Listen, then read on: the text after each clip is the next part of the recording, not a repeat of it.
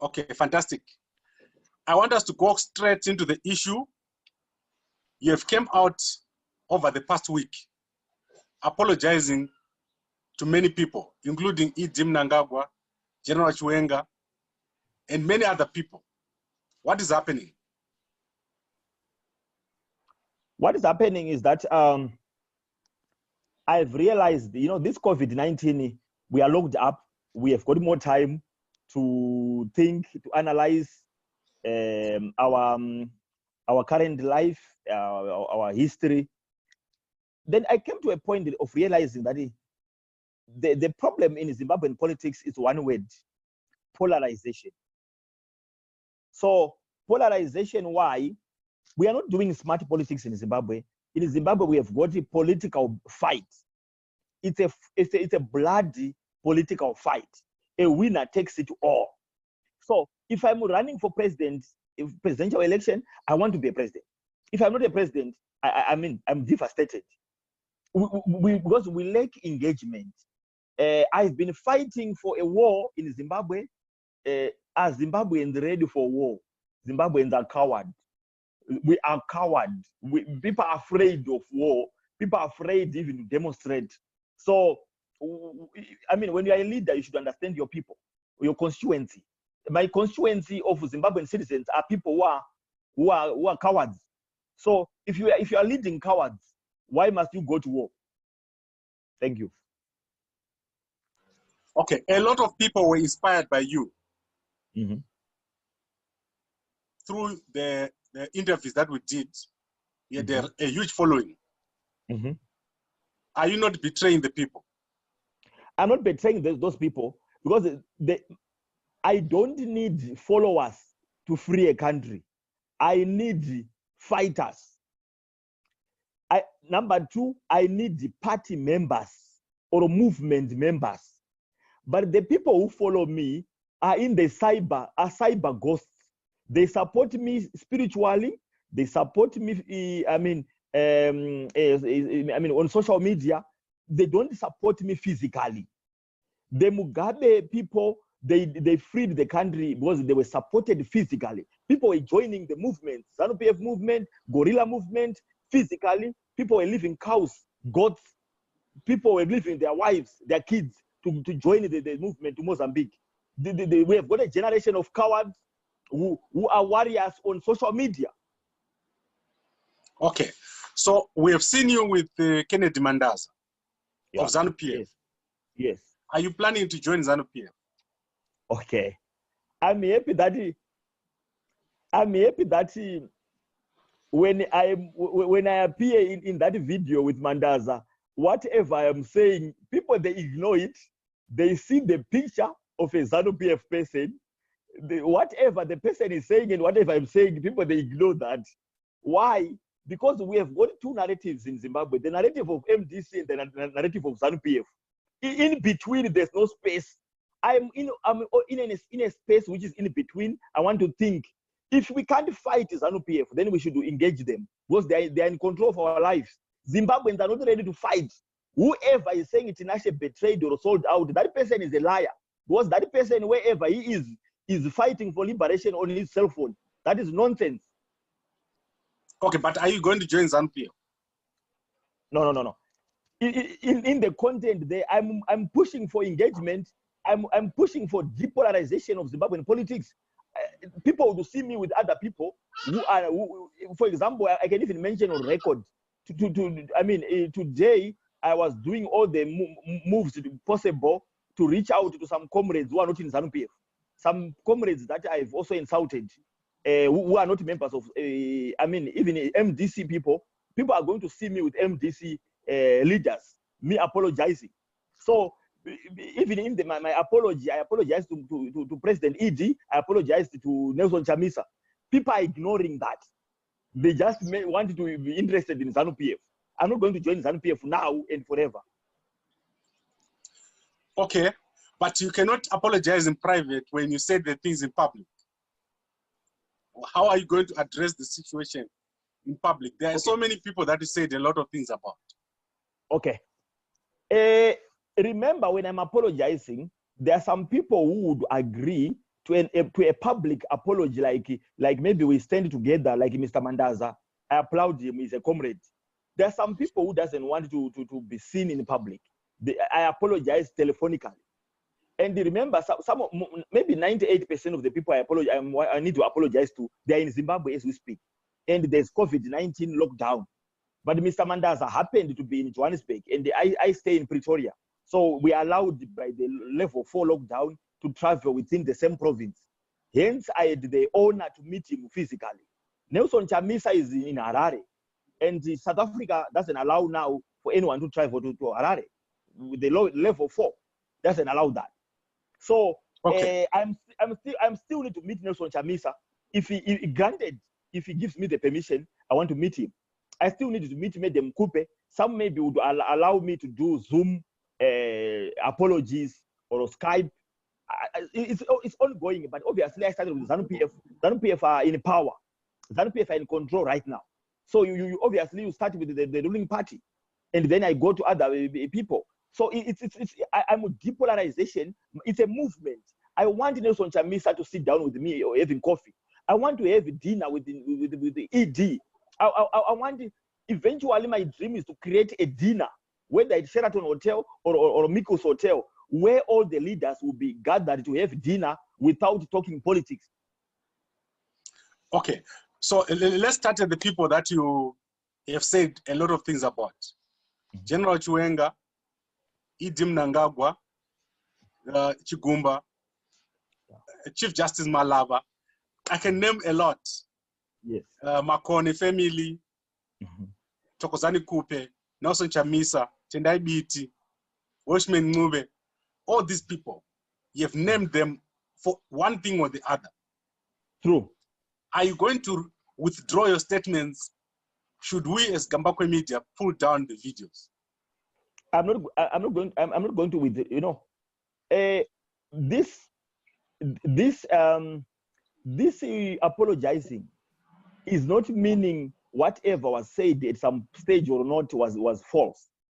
Apologizing is the way I was saying the information. You know, when you're insulting doesn't mean that whatever you are saying is wrong. You know, insulting, it means the manner or the approach. It was full of hate. It was full of anger. There's a huge difference between apologizing and retracting a statement. So I'm apologizing. Okay, what about consequences? You must be able to face your consequences. Okay, I don't know what it means. When it's consequence, I think it means someone didn't, rejected the apology. If someone rejects my apology, I think we take it from there. But for now, I'm apologizing. I think it's... Yes, but for example, you've got a court case in Zimbabwe. Yeah. Are you going to go back and hand yourself to court? I think there's no need of me handing over myself. The moment I'm in Zimbabwe, I'm a public figure. There's no way I can be in Zimbabwe and it's secretive. I mean, the moment I'm in Zimbabwe, my being in Zimbabwe will be fully announced and will be fully public knowledge. Okay, so are you prepared to go back to Zimbabwe and face the court case? 100%. I'm a comrade. Okay, when are you going to do that? With the situation we are in, no one can tell. We don't know when the lockdowns are going to be stopped or to allow borders to be opened to public, to ordinary people. I mean, to be honest, no one can plan any journey now across the border. But the Zimbabwe embassy here in South Africa has got passes. Why don't you register and go to Zimbabwe now? My going to Zimbabwe must be informed on a program and agenda. I can't just go to Zimbabwe because there's a bus. Remember, this lockdown just started now. Probably it's 1.5 months now or 2 months now of lockdown. Before 2 months of lockdown, borders were open every day. I didn't go to Zimbabwe. You don't go to Zimbabwe because there are free buses. You go to Zimbabwe because you have got a plan to go to Zimbabwe. Okay, but since you have apologized, obviously ZANU-PF guys are going to accept it. Are you sure that ZANU-PF guys understand what you're trying to do? I think what I'm doing must be easy for people to understand. I don't think ZANU-PF guys are in politics for over 40 years now. So I trust they must be the first people to understand it, because they are in politics for so long now. Okay, what about the truth? Are you going to tell us the truth about everything that happened? Because people say that you were staging things. You were staging abductions, you were staging the beating. People were saying that. Is it true? Okay. You know what? Zimbabweans, they are not yet thinking for themselves. They think along a ZANU-PF narrative. They think along the MDC narrative. So they don't think. So my hope is to meet Zimbabweans who speak for themselves, you know. So that's why I'm pushing my movement, so that we start thinking. Let's engage. People are thinking through political party. People are thinking emotionally. They can say a lot of things. I'm not affected by that. I never staged any beating. I've never staged any abduction. But people are pushing a narrative, an MDC narrative, that Tinashe Jonas was given money by ZANU-PF. Did I join ZANU-PF? So everything which is being said is to support a narrative that I was paid by ZANU-PF. Tendai Biti was, when he left Morgan Tsvangirai and Weshman Mube, they were said they are paid by ZANU-PF. They are ZANU-PF projects. When they came back for the alliance, no one is saying they are ZANU-PF projects. Monzora now has got a battle with Chamisa. Monzora is a ZANU-PF project. If by any means necessary, Monzora and Chamisa strike a deal, Monzora would cease to be a ZANU-PF project. MDC as a whole party worked with the ZANU-PF in the government of national unity. No one is saying Tsvangirai sold. Tsvangirai was drinking coffee with Mugabe every Monday. He never sold. Chamisa is on record crying to meet ED. No one is saying Chamisa is selling. But if Tinashe is seen by a ZANU-PF official that he wronged on international television, Tinashe is sold. Chamisa is right now. Chamisa is went to South Africa. He came here, and maybe in February, begging Thabo Mbeki to meet ED, and Thabo Mbeki said ED is not answering my calls. And the Zimbabweans are not pushing that narrative that Chamisa is selling. Chamisa went to Mugabe's house, funeral, and claimed Mugabe is MDC. Chamisa took him to Kamai Mavaire, Chantrek Mamombe. The G40 is sponsoring Chamisa. They are coming out with giving money. Chamisa is not selling out. So the narrative of ZANU-PF project, the narrative of selling out, it's said for certain people, and Chamisa won't sell out, Morgan Tsvangirai won't sell out, any other person will be a ZANU-PF project. Okay, so let me get this clear. You said you didn't stage the Cape Town abduction. Yes. You didn't stage the beating at Pretoria. Yes. You didn't lie about being arrested in Harare and escaping through the Limpopo River. Yes. Is that the truth? 100%. Okay. So what did you do that you want to confess? Is there something you did because of polarization that you want to confess? Okay. Number one, let me talk about the arrest in Zimbabwe. People want to ignore, but I was arrested, and even my arrest was reported by the person who is not. We are not so friendly to each other. Simbachi Kanza, zimi.com or .org, whatever it is. They described how I was arrested in detail. Hours after I was arrested. From there, I was appearing in court. There were media houses were covering, including ZBC radio stations and televisions. They were describing my appearance in courts. Journalists were coming to courts. I've got a lot of people from the prison officials to other people. I've got more than 10 now who are outside. I was within prison. I was in prison. For a record, Zimbabwe Lawyers for Human Rights were representing my case. I even posted on my Facebook page my lawyer who was representing me, and I can even provide the law firm. You know, so my being arrested, I mean, it's on record. I was appearing in court. I was at Harare Central Remand Prison. So the docket is there. The case number is there. When I was beaten in South Africa, you came, you saw me at the police station. You saw me in everything. The docket is there. So, and the people who beat me up even went to talk to you. So why was it? Then let me talk about the abduction. I was abducted, and the person I was with during abduction came out in public, pleading for my safe return. And the person I was with went on to report on media, which is Gambakwe media anyway. There's no need of me to hide it out because I'm talking to you. Yeah. On Gambakwe media, saying police have got a footage of Tinashe Jonas' abduction. That lie he did was a trick enough to fool my abductors to release me. What then happened is after when I came out, the person said, I did a trick for you to be released. Can you make me a vice president of Ideal Zimbabwe? Then I said, if I'm the president of the party, what if tomorrow I also do something that saves someone's life as a president? How are you going, as a party, how are you going to honor me? You are going to promote me to what position? Because I'm occupying the highest position of the party. I said no party promotes someone to the highest position in the party just because you saved the president's life. We are leaders to save lives in our party, to save lives of ordinary people. There was a dispute. I refused to elevate the certain member, the said member, to the position of vice president.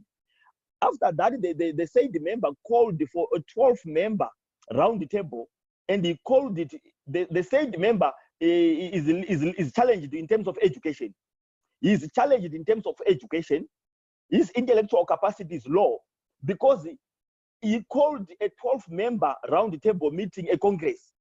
I told him a congress needs the executive, the provincial, the district, the world executives. A congress demands millions of rands to call for it. He just wanted to call a round table meeting so that he can lobby and be elected vice president or being elected the president of the party. I said, under those circumstances, that would be a coup. It won't be a congress. They said the member persisted on wanting a round table meeting. They said the member, I was left without a choice because we haven't done a congress in our party, which means everyone is in interim capacity. So because I am the president and the founding president, I was left without a choice than to recommend his firing.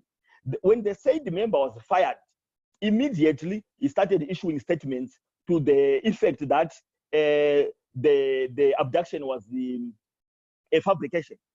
After that, they said the member told everyone who had ears that I'm going to police station to open a case, to confess the abduction, that it was fake, so that Tinashe Jonas is going to be in prison.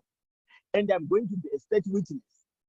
Because the ANC is in bed with the ZANU-PF, surely they would twist everything and put Tinashe Jonas in prison. They say the member did know that there is democracy in South Africa. He went to police station to want to confess a fake abduction on my behalf.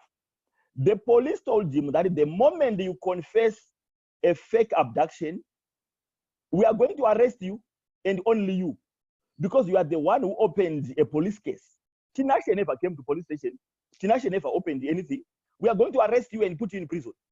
They say the member then ran away from the idea of getting me arrested.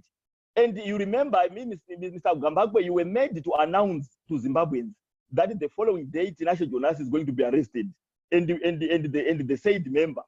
But nothing came out. Even when you were interviewing the member, he was dilly-dallying around the issue of Tinashe being arrested. He had to come back in revenge mode, and he said an hour of rubbish. He said an hour of things that were not making sense. So up to now, Tinashe Jonas is not arrested. Tinashe Jonas is roaming South Africa freely. Why am I not arrested? Because if you stage a fake abduction, a fake rape, a fake murder, anything fake, it's a crime in South Africa. Why am I free? Okay, so I think my question is not answered. Which question? Is there anything that you want to say you were doing so that people can see that you have changed, you have confessed? I want to change on the weakness of insulting. I need to address other leaders with respect. And I want to respect every leader in Zimbabwe, a leader or an ordinary citizen. I want to get that blessing from God, so that I've got the humility to respect every Zimbabwean and not calling names. Like, okay, right. Yes. Let's go through some insults. Yes. Let's start with General Chiwenga. Yes. Did General Chiwenga's kids get fathered by the bodyguard? Okay. I think that is not an insult. What you are saying is not an insult. When I say insult, I say General Chiwenga, I was saying bleaching moron. Those words are words of insulting. When you call someone a moron, you are insulting a leader. When you are in public domain, you get information from sources, whether ordinary people, whether intelligence, and the sources can give you information. One day it can prove to be correct, one day it can prove to be wrong, to be false. But that is not constituting an insult. An insult is when I'm calling him a moron. When I was calling him, is the IQ of a god. Those words are framed to injure the reputation. That is insulting. Those are the things I'm withdrawing now, and I want to stop doing that.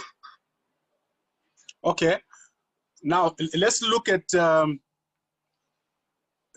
Chiwenga. If I give you his number now, because I've got it, can you call him and apologize? I would call directly without hesitation. Without hesitation. What would you say to him? Actually, I know you are going to help me with a lot of numbers because you are a journalist. I want to apologize to him. He doesn't deserve to be insulted. He's a leader who has got family, who has got relatives, friends, his office of vice president. I must respect it. If I call myself a Zimbabwean and I call myself a leader, I must respect other leaders.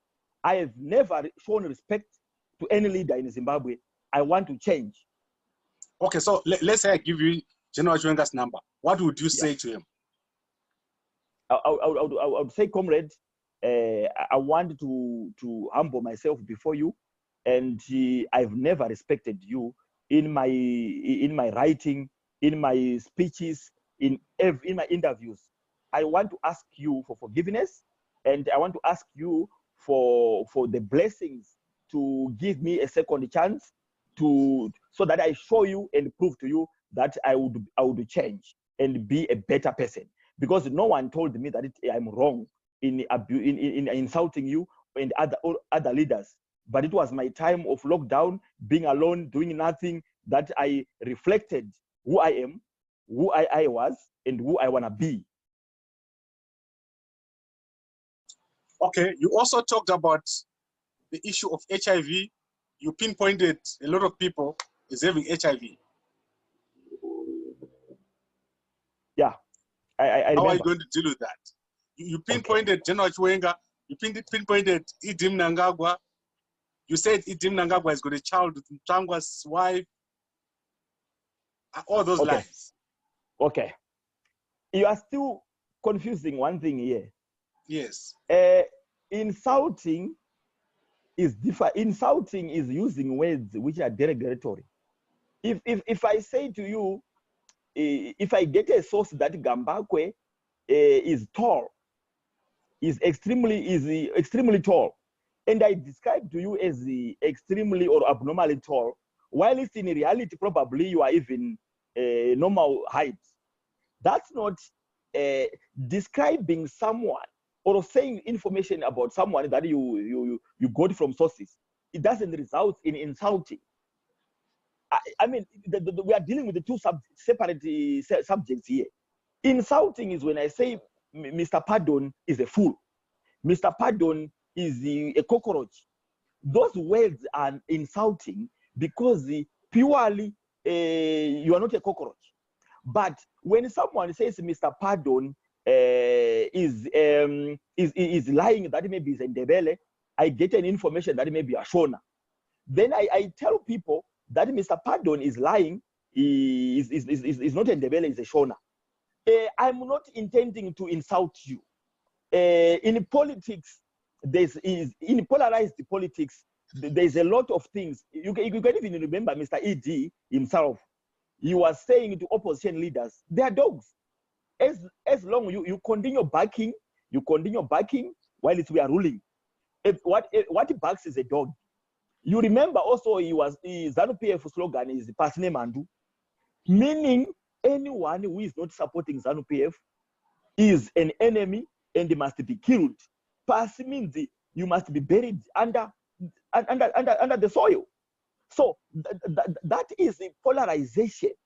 So when I'm apologizing to leaders, it doesn't mean that I'm the guilty one here.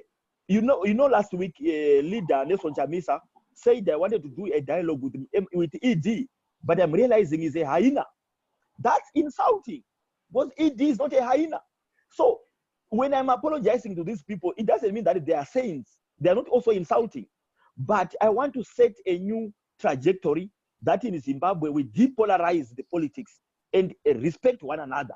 Whether we believe the election was rigged, whether we believe the abductions were fake or not, we need to respect one another and do smart politics. There's 5G now in network. You know, we don't want to use 1G when other people are at 5G. So our politics is at 1G. It must be upgraded to 5G. Okay. So you are saying you want to apologize, but you don't want to withdraw. The word apologizing, it doesn't mean, for example, it doesn't mean that there's no other leader out there who has insulted me too. But we are playing a dirty politics. What is dirty politics? Dirty politics means even someone is wearing a white clean shirt or a suit, you would even pour mud slinging, so that you can tell people that look at the suit. He doesn't bath, he doesn't wash, he's not clean.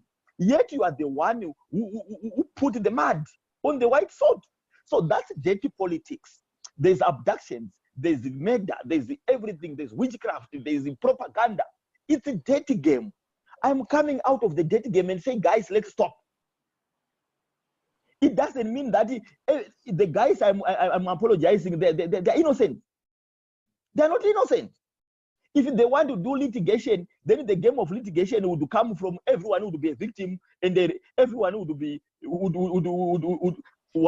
each one would be sued, each one would be also suing. They'll be suing and counter suing. But we don't want that. We are saying it's a dirty politics in Zimbabwe. Can we stop it? Okay, let's go to the issue. I want to go back to the issue of Mtwango. Yes. You say that Mnangagwa has got a child with his wife. Okay. Is that true? Okay. You know, I'm so happy that you are not shifting your position. Yes.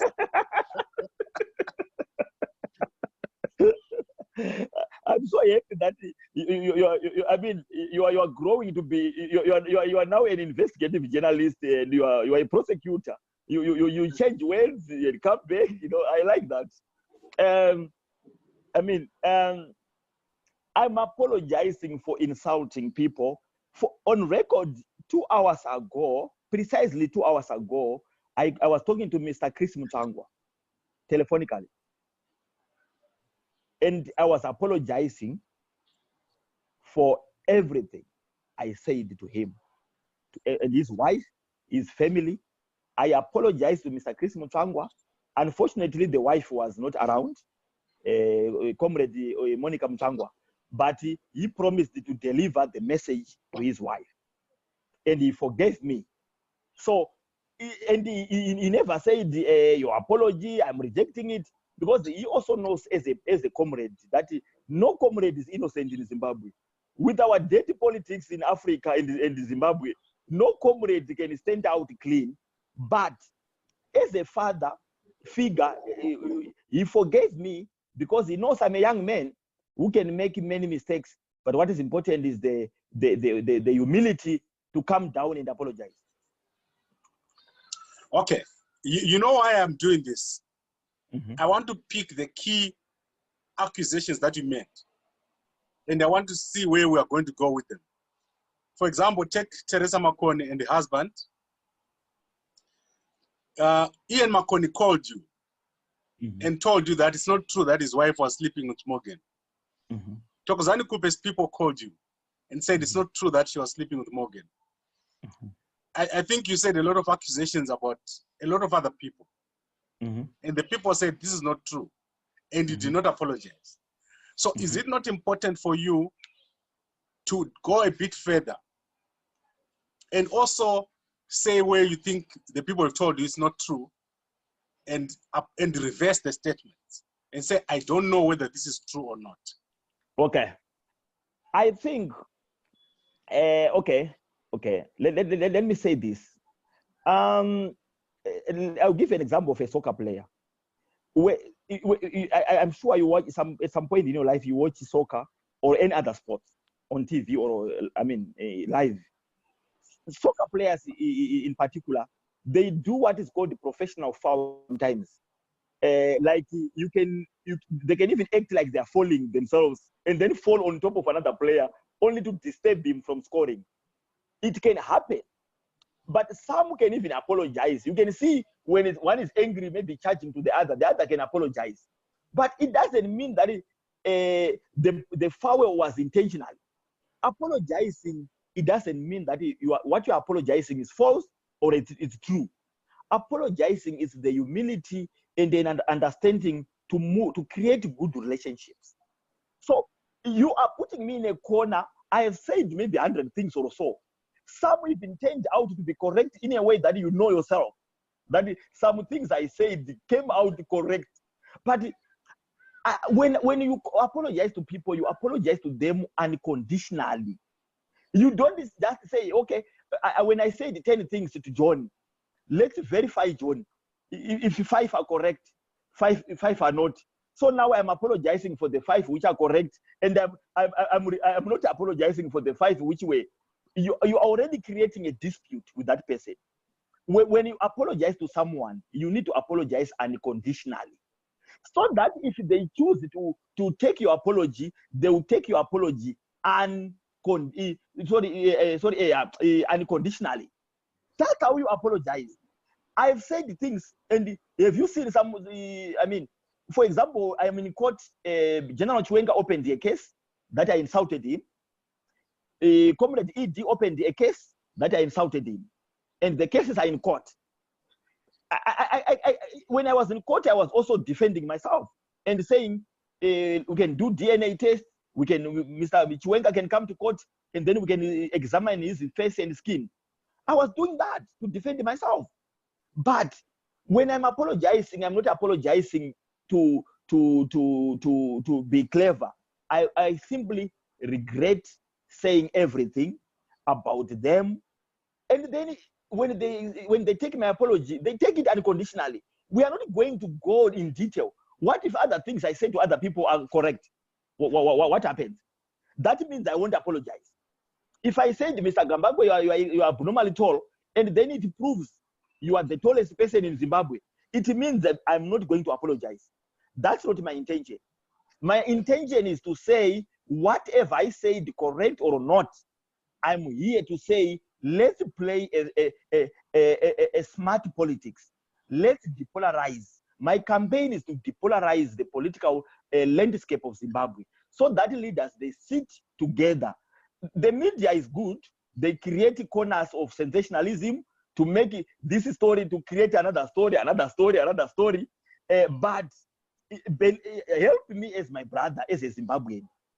The way we are playing politics is not healthy and it's not good. So let's not do witch hunting. Let's not do scientific way of proving whether something was correct or not. But what I'm standing here for and humble for is so that we depolarize let's talk with the respect. You know, no one is innocent in Zimbabwe. No one is innocent. Even the MDC Alliance people, they were calling me, they made them Kotogozani Kupe at a court. They were calling a prostitute in the full glare of the media. It's made them Kotogozani Kupe a prostitute. You know, but it was a game. If you go to my comments, even the videos we do, some people, they comment a lot. Gambakwe is a ZANU-PF project, Tinashe is a ZANU-PF project. But if you look at me, I don't even comment back. Why? It's a dirty game. I don't blame the people who insulted me. I don't blame people who say Tinashe is sold to ZANU-PF. I don't blame people who say Tinashe has joined ZANU-PF because the game is dirty. I don't want them even to apologize to me, but I would apologize on behalf of every Zimbabwean. Okay, let's go to the issue of your army. Yeah. And your ideas about how to remove ZANU-PF. Thank you. You said assembly an army, and you said the only way to remove ZANU-PF is through war or fighting them. True. Have you changed ideas? Okay. Number one, I will tell you the realities of that declaration that we need war. Number one, unforeseen circumstances. Number one, Zimbabweans are cowards. I'm declaring this on record. Zimbabweans are cowards. They will never fight a war against ZANU-PF. They can't even demonstrate. They are even afraid. The reality, when I even led a demonstration in Harare, no one followed me. When I was in prison, my mother and my lawyers and our party administrator, those were the only 3 people visiting me in prison. Any other, my relatives from my father's side, from my mother's side, everyone was even scared to visit me. When we want to close down the embassy in Pretoria, when I was out of prison, out of a projected 1,000 people, 4 people turned out just to be at the embassy. Now, to create an army, that's a tough order. Number 2, Zimbabweans, they purely believe in MDC. I mean, on the opposition side. Obviously, Zimbabweans are divided into 2. Those who believe in ZANU-PF as a ruling party, those who believe in opposition, mostly it's MDC. Zimbabweans, as I talk about war, they would call me every day and say, Linda, we love you. Why can't you work with Chamisa? Because we love Chamisa, but Chamisa is not brave. So in other words, the Zimbabweans, instead of taking heed of my revolutionary call, they were wishing me to turn into Chamisa. They would want me to partner Chamisa, but me, I knew that Chamisa doesn't want a war. So Tinashe is brave, doesn't have much support. Chamisa has got much support and is weak. So now, how do you push a revolution? If I'm brave and then I don't have support, much support to take out ZANU-PF, I must admit that as I sit here as Tinashe Jonas, the support that I have is not enough for me to fight ZANU-PF.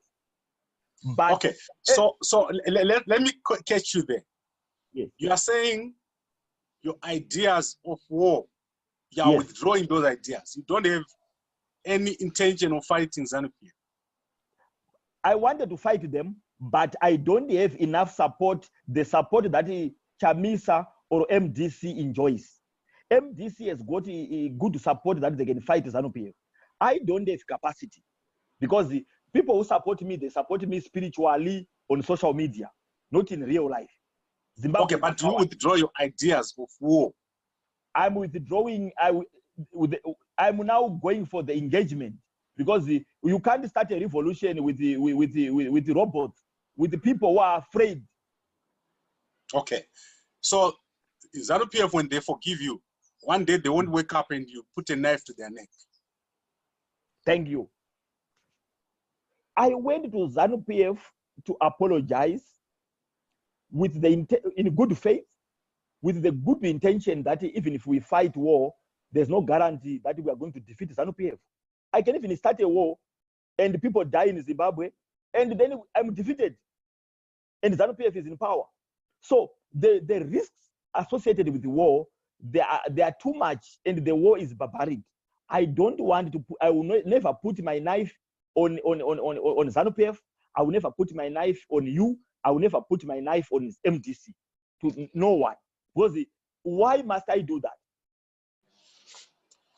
Okay, I want to end with this question. Mm-hmm. There are a lot of people that you accuse of working for CIO. Mm-hmm. And this is a very strong and dangerous accusation because now they are being suspected. So I can give you an example. People like Merindoro, people like Chamisa, Biti, Ngube, the top MDC hierarchy, Makone family.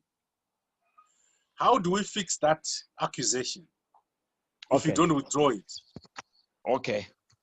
I'm happy that you wanted to fix what you are saying is let me help you to know that the fixing you are talking about is not objective, it can't be achieved. What you are saying is that Mr. Tinashe Jonas, if you want the Zimbabweans to come together, let's look at when the politics started. If the with Mbuyane Anda, first Chimurenga, Gukura Undi, everything. What you are saying is that maybe you are talking about the Truth and Reconciliation Commission. You know what I'm saying? That's what you are saying. You don't fix the political dirtiness just by saying let's fix it. It's a long process that can demand even billions of US dollars to do what you are saying. And these people getting arrested and convicted. You can't fix surely what Tinashe said only. When we are fixing the political errors, everyone must stand with their errors. What you are saying is a big process, because I said to you, some of the things I said might prove to be correct, some might prove to be wrong. At the moment, I don't know what can prove to be wrong, but I was saying things confidently because I was getting from my sources that I was trusting. So there's nothing which can be fixed, because those who want me to fix their issues, they also have got issues to fix. It was a dirty game that we must end now. Okay, then let's go to the people that are giving information that are working within the system. Yes. Are they safe, or are you going to spill their secrets to ZANU-PF leadership? All right. I'm so happy that the questions are in one narrative. I've apologized to ZANU-PF leaders because they are in power. I started them more. I said I'm going to apologize also to Madam Coupe, I apologize to Chamisa on a public video. And now,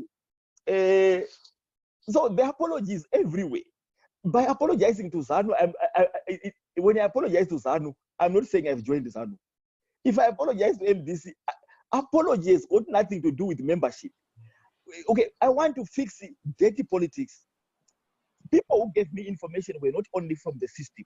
Some were people who are ordinary people, who were ex-lovers, lovers, business partners. So if I then reveal their identities, I'm creating a new real war. Okay. So you are going to keep that confidential? Yes, because everything was done in the midnight. Everything was done in the dirtiness of the politics, in polarization. Now we want to start on a politics on a new slate. I want to be an example because I was an agent of polarization. I want to depolarize. So I'm not going to make anyone a victim. Even you, Mr. Gambakwe, we have developed a brotherhood relationship. Whether I know anything about you or not, I'm a gentleman. I'm not going to anything, even if you say something on record or off record, I must be a good guy. I must be a good citizen. Okay, I think we've said a lot, but obviously we can't cover everything at the same time. I just feel that people want to know why you can't join either MDC or ZANU-PF, because the way you've chosen now, it's not possible to continue from where you were. You have to start somewhere. Are you going to choose between ZANU-PF and MDC? You see, even my choices, you are limiting them to ZANU and MDC. You said there are two main parties. You said it by yourself. Yes, there are too many parties, but I've never wanted to join them. I started I Do Zimbabwe. I'm a fully and proud member of the party called I Do Zimbabwe. But national interest must be above political party and individual interest. When I have dinner with ED, or when I can have dinner with Chamisa, or if I can have dinner with Madam Coupe, I'm meeting them. We are converging on Zimbabwe, not on our political parties. I don't want a position within MDC. No matter they call me vice president or chairman or whatever it is, I'm not joining. I don't want a position within ZANU-PF, no matter how senior it is. I don't want to join ZANU-PF. I don't want to join MDC. I'm a member of I Do Zimbabwe and a proud member. Okay, so what has changed? Can you give me 5 things that have changed? No war. Number one. Okay. Number 2, no insults. Okay. Number 3, I must recognize people's positions. I must call people with their titles. If someone is an advocate, if someone is a minister, I should call them honorable. I must recognize leadership titles. That's number 3. Number 4, I must not condemn hope, condemn people. I must be found to create unity, to create faith, and create. If a prophet somewhere starts a church, if I don't like the prophet or I don't believe in him, I would rather keep quiet than to just castigate him and say he's a fake prophet on record. Yet there can be people out there who has been helped by him, who believe in him.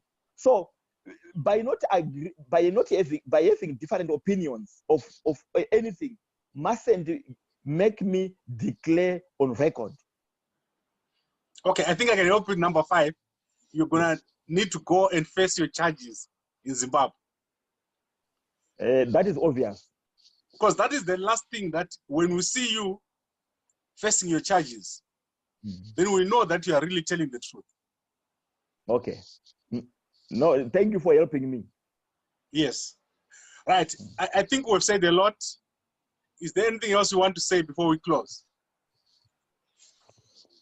What I want to say is, when people are listening to my videos, they mustn't hear what they want to hear. Me joining ZANU-PF, me saying what?